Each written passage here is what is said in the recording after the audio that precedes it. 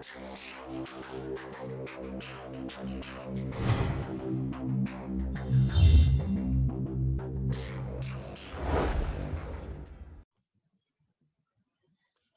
samil alim minasyaitonir rajim. Bismillahirrahmanirrahim. Assalamualaikum warahmatullahi wabarakatuh.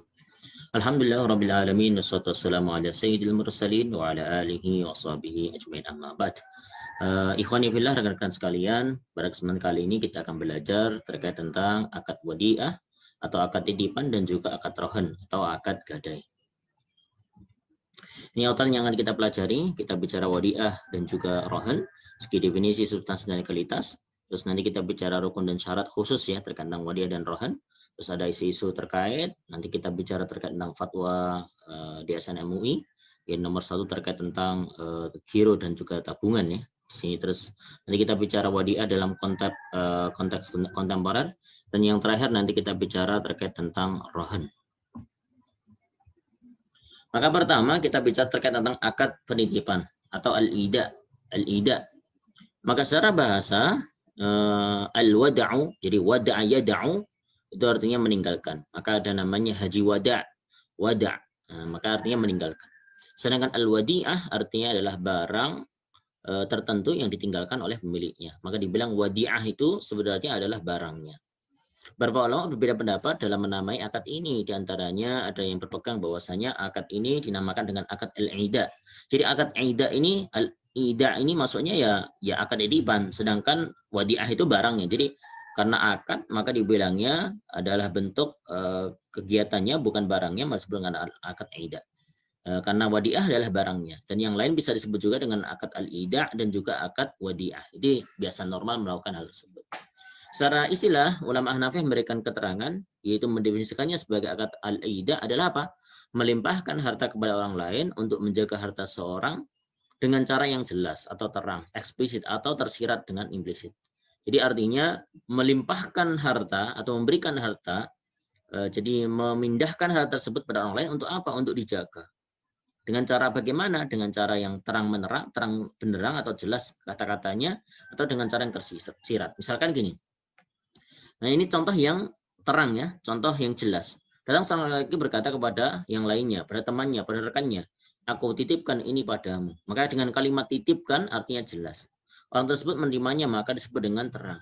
Ketika ada seorang laki datang dan dia menyerahkan kepada orang lain di depannya, di tangannya, dan pihak lain menerimanya serta pergi, maka disebut dengan cara isyarat. Jadi dengan isyarat kebiasaan yang mereka terjadi, seperti misalkan kita sedang datang ke masjid terus diserahkan sandal kita kepada pihak yang menjaga di masjid, itu sebutnya juga dengan isyarat. Sedangkan Syafi'iyah dan Malikiyah menerangkan yaitu apa? Sebuah akad dengan memberikan kepada orang lain sebuah perwakilan, agensi untuk menjaga barang atau kepemilikan yang sah. Jadi dalam mazhab Syafi'iyah dan Malikiyah menyatakan ini kayak seperti perwakilan. Untuk apa? Untuk menjaga. Akad wakalah, perwakilan menjaga. Jadi dimintakan untuk menjaganya, seperti itu. Misalnya menitipkan barang berupa anggur, penitipan sebelum orang yang memeluk agama Islam. Ini kasus klasik. Kulit yang bisa disamak atau anjing pemburu. Nah, ini memang juga terjadi. Jadi kulit yang disamak dititipkan atau anjing pemburu dititipkan. Di sisi lain penitipan tidak boleh berupa barang yang tidak menjadi pemilikan penuh. Contoh anjing yang dilarang penggunaannya, properti yang hilang, burung di udara dan sebagainya. Maka artinya memang bukan menjadi pemilikan penuh. Maka di sini yang menitipkan barang disebut dengan al-muwaddi'.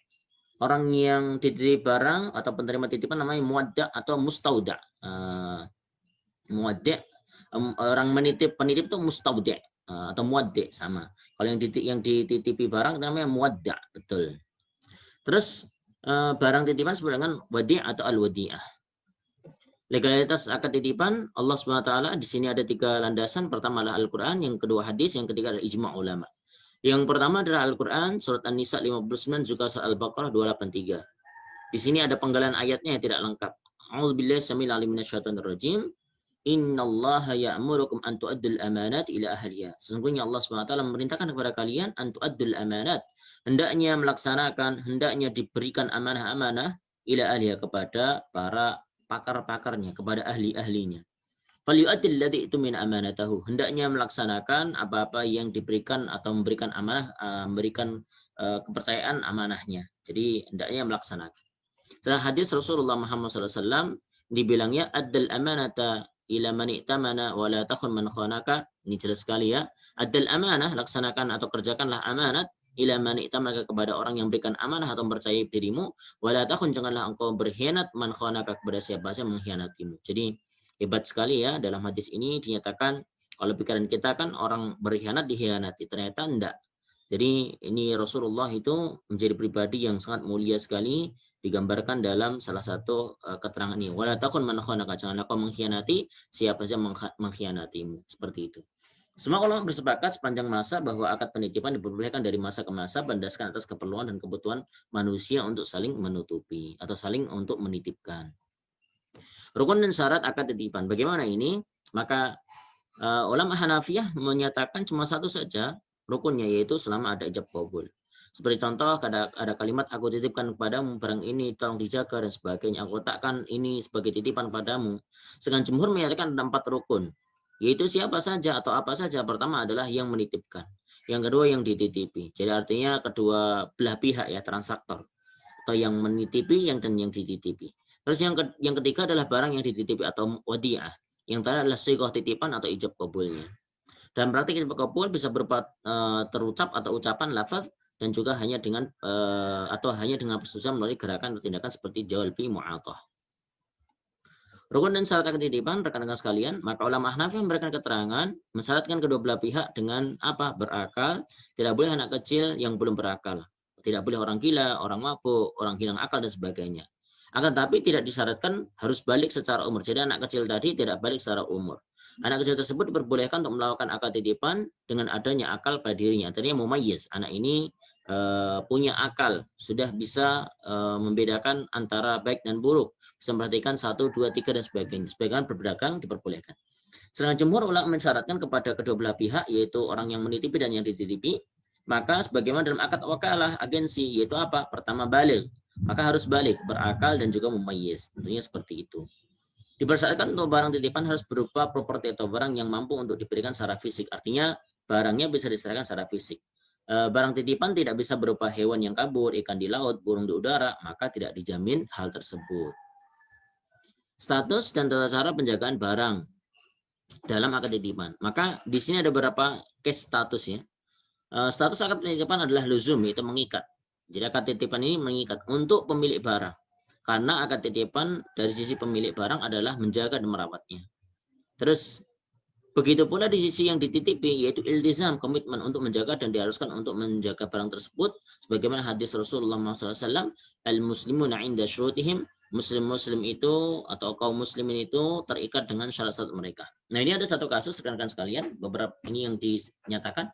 Pertama adalah joint depositors kepada satu orang yang dititipi. Ini ada orang yang menitipi banyak, terus yang dititipi cuma satu. Ketika ada 2 orang menitipkan barang mereka kepada 1 orang atau 3 orang kepada 1 orang, dan suatu ketika satu di antara penitip itu datang, maka oleh ulama Hanafiyah dilarang untuk memberikan barang tersebut. Keduanya harus hadir. Jadi dalam mazhab Hanafiyah, karena yang menitipkan 2 orang maka tidak boleh. Karena sebagian tentunya menjadi hak orang lain yang tidak datang. Maka tidak boleh diberikan begitu saja. Berbeda hal kalau kondisi berhutang. Karena hutang jelas dalam atau dapat dibagi sesuai dengan hutang yang mereka miliki kepada orang lain. Ini kasusnya kalau hutang jelasnya bisa dipisahkan seperti itu. Sedangkan ada kasus yang lain, satu depositor kepada beberapa orang yang dititipi. Jadi satu orang yang menitipkan kepada beberapa orang yang dititipi. Ketika seorang menitipkan barang kepada beberapa orang, jika barangnya bisa dibagi, maka hendaknya dibagi semisal setengah atau setengah dengan setengah misalkan. Ketika barangnya tidak bisa dibagi atau dipisahkan, maka satu di antara kedua orang tersebut dititipi harus menjaganya dan satu lagi untuk menjaminnya. Artinya ada yang menjaga dan ada yang menjaminnya satu lagi. Terus tata cara atau metode penjagaan barang, ulama berbeda pandangan dengan hal ini. Metode penjagaan barang itu berbeda pendapat. Maka di antaranya satu, Hanafiyah dan Hanabila punya pandangan pihak yang dititipi harus menjaga barang tersebut sebagaimana dia menjaga barang miliknya sendiri. Mereka berpendapat bahwa barang yang dititipi harus menjaga pihak yang dititipi harus menjaga barang itu sendiri. Atau orang yang di bawah nafkahnya seperti istri, anak, dan bantunya. Ulama Hanafiyah juga membolehkan pihak yang dititipi untuk menjalin kerjasama dalam menjaga barang biarpun bukan dari tanggung jawabnya, seperti partner atau mitra kerjasama terbatas. Jadi diperbolehkan seperti itu.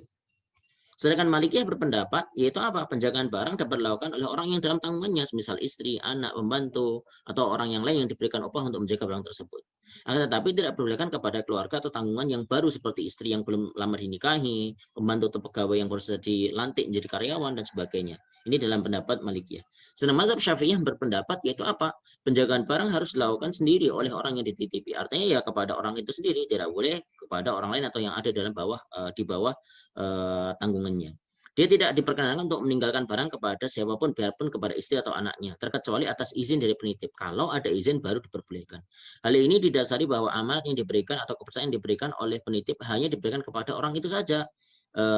Dia tidak bisa memberikan kepercayaan tersebut pada orang lain. Artinya memang sifatnya kepercayaan, jadi sifatnya atas dasar percaya kepada orang lain, artinya pada orang tersebut, maka tidak bisa dilimpahkan pada orang lain.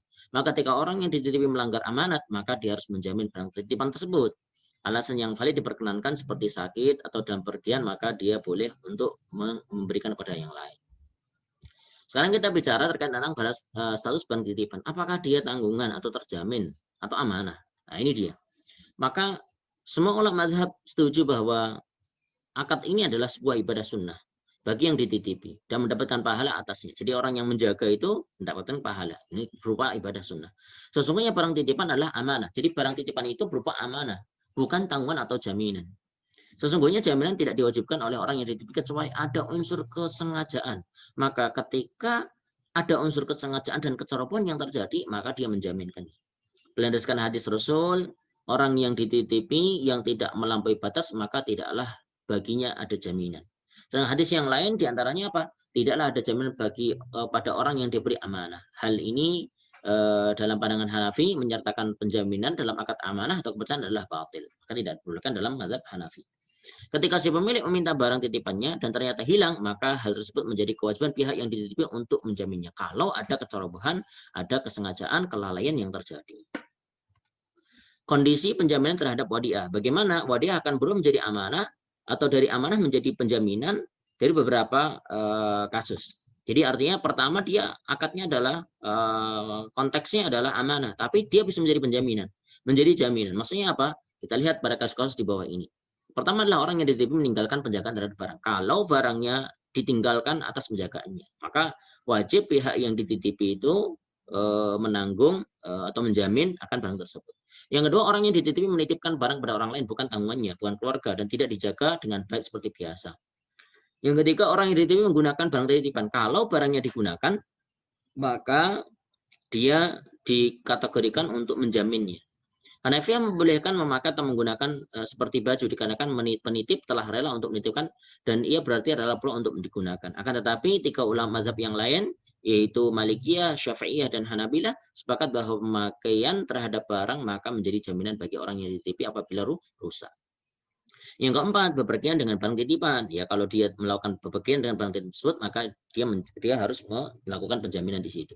Yang kelima, penolakan atas pengiriman barang kepada pemilik oleh orang yang dititipi. Jadi orang yang menerima titipan tersebut itu menolak untuk memberikannya. Artinya ada sesuatu yang mungkin terjadi, maka akhirnya ada penjaminan di situ. Yang keenam, mencampurkan barang titipan dengan barang atau properti yang lain. Jadi artinya misalkan barangnya dicampurkan kepada barang yang lain, tidak dalam penjagaan yang baik. Yang ketujuh, menyalahi syarat yang ditetapkan oleh penitip dalam penjagaan bahan titipan. Ketika penitip mensyaratkan barang untuk dititipkan atau disimpan di tempat tertentu, semisal rumah, gudang, dan lain-lain, dipindahkan atau diletakkan tempat lain dan menjadi rusak, maka itu menjadi jaminan terhadap barang tersebut. Nah, sekarang kita bicara terputusnya akad titipan. Kondisi akad titipan terputus itu terjadi bagaimana sih rekan-rekan sekalian? Pertama, ketika terjadi pengembalian barang. Jadi barangnya dikembalikan. Orang yang dititipi kepada yang penitip, ya baik diminta atau tidak. Artinya kalau dikembalikan, ya artinya sudah selesai. Yang kedua, meninggalnya orang yang dititipi atau penitip. Jadi yang dititipi yang penitip itu meninggal, maka akhirnya sudah terputus dan wajib untuk dikembalikan.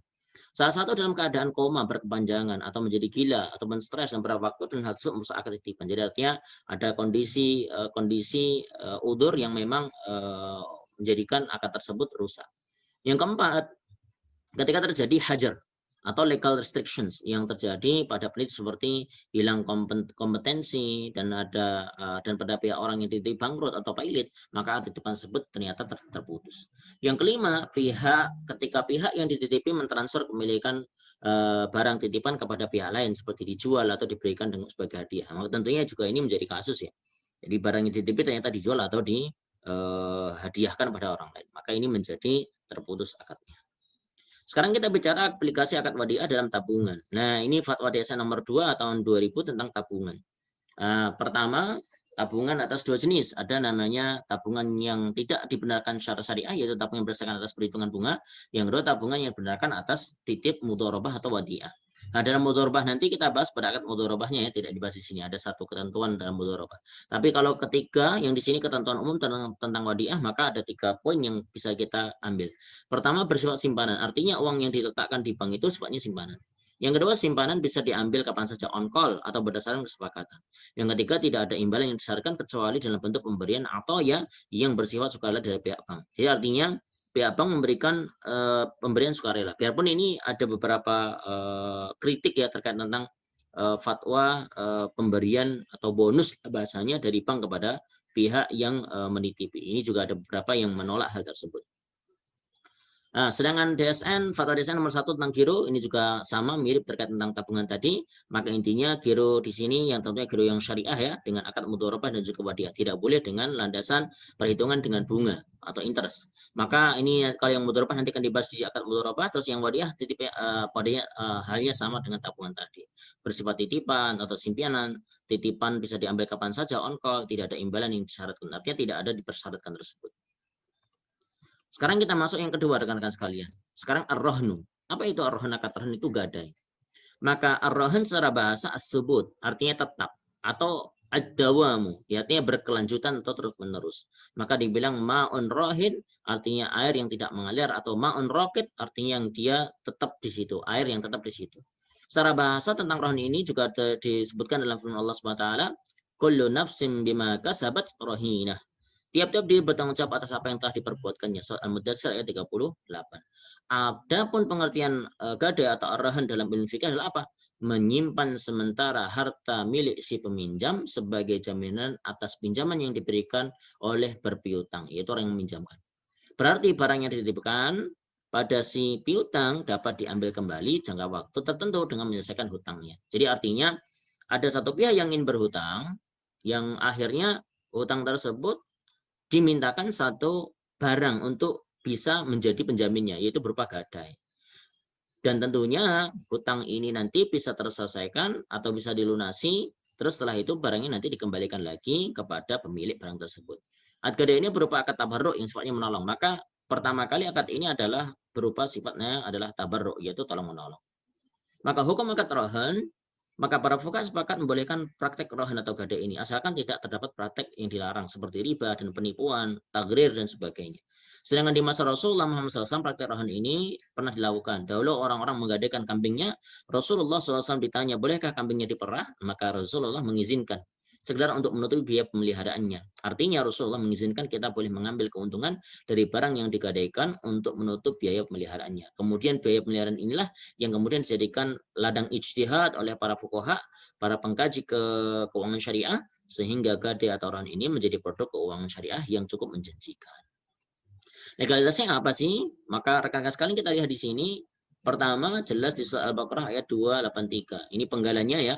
Wa in kuntum ala safar wa lam tajidu katiban farihanun maqbud. Ada kalimat farihanun maqbud.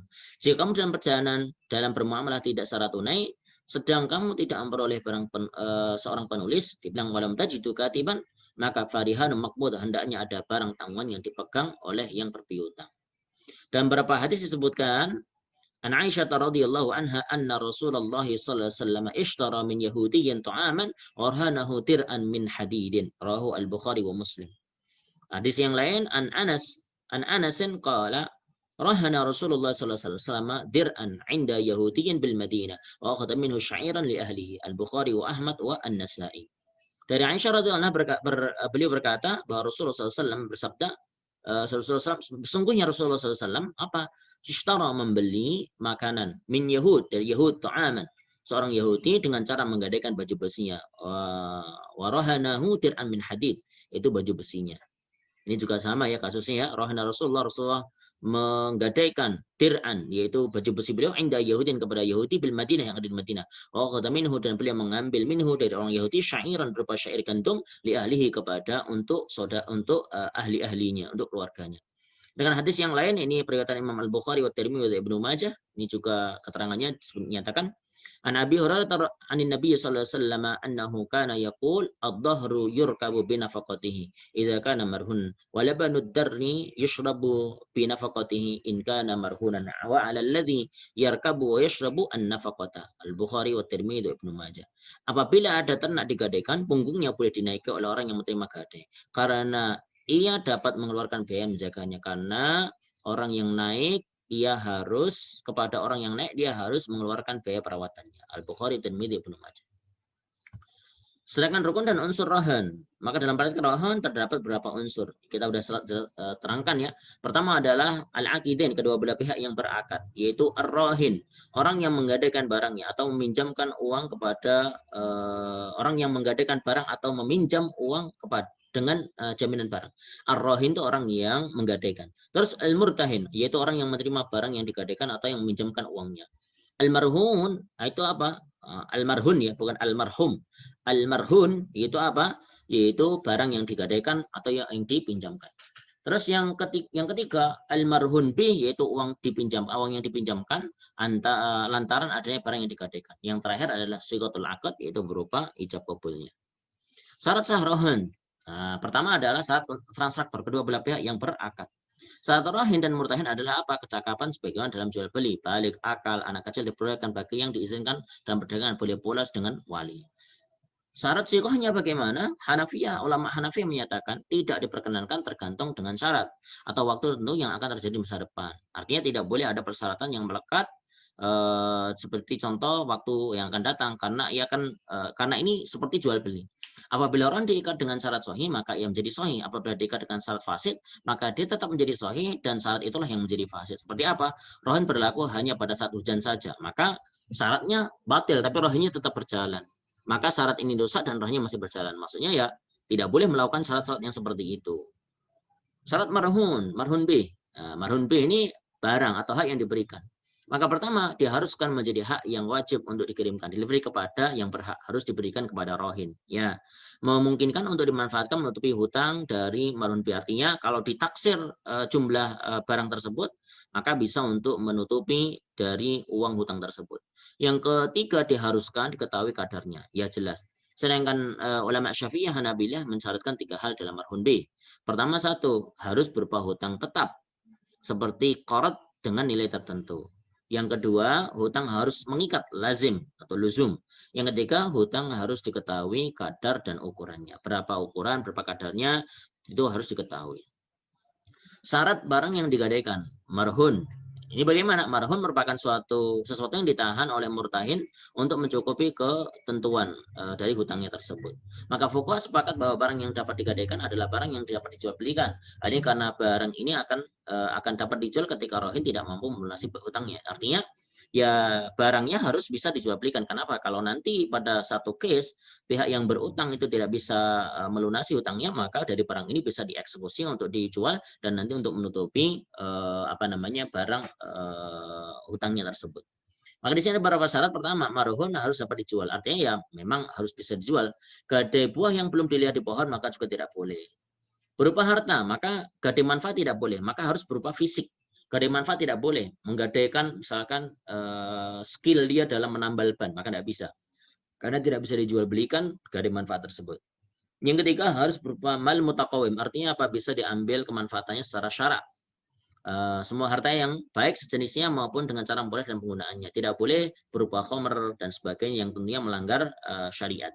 Yang keempat harus diketahui kadarnya, jelas kadarnya. Yang kelima harus dimiliki penuh oleh rohin, ya bukan misalkan masih ada tanggungan pada orang lain. Yang keenam harus dalam keadaan free, tidak dalam sedang digunakan. Jadi artinya barangnya dalam keadaan free, tidak dalam digunakan. Yang ketujuh harus mahwazan. Apa itu kesatuan yang menyatu? Tidak terpisah. Misalkan tidak boleh menggadaikan buah tanpa pohonnya atau pohon tanpa buahnya, tanaman tanpa lahannya. Maka tidak bisa. Yang kedelapan harus mutamayyiz. Artinya apa? Lengkap. Tidak boleh setengah atau sebagian. Contoh misalkan gadai setengah rumah, gadai seperempat kendaraan, maka tidak diperbolehkan. Nah, sekarang ada satu permasalahan teman-teman sekalian, yaitu pemanfaatan barang gadai. Gimana sih? Maka mayoritas ulama selain Syafi'iyah berpendapat orang yang menggadaikan barangnya tidak boleh memanfaatkan barang gadai. Jadi, secara umum di awal orang yang menggadaikan barangnya tidak boleh memanfaatkan barang gadainya karena diberikan kepada pihak yang menerima gadai. Sedangkan kalangan Syafi'iyah berpendapat boleh untuk memanfaatkannya selama tidak menimbulkan perselisihan dengan pihak penerima gadai. Artinya ya intinya masih diperbolehkan orang yang mempunyai barang tadi itu memanfaatkannya dalam pandangan Syafi'iyah. Tapi tentunya nanti ada konsekuensi diantaranya dengan izin dan sebagainya. Hanafiyah berpendapat tidak boleh pihak yang menggadaikan memanfaatkan barangnya kecuali penerima gadai mengizinkannya. Jadi tidak boleh orang yang menggadaikan barangnya memanfaatkan barang tersebut kecuali atas izinnya. Hal ini juga berlaku kepada yang menerima gadai. Maka atas izin dari pemilik gadai. Jadi orang yang menerima gadai juga tidak langsung mau manfaatkan tapi atas izinnya dulu.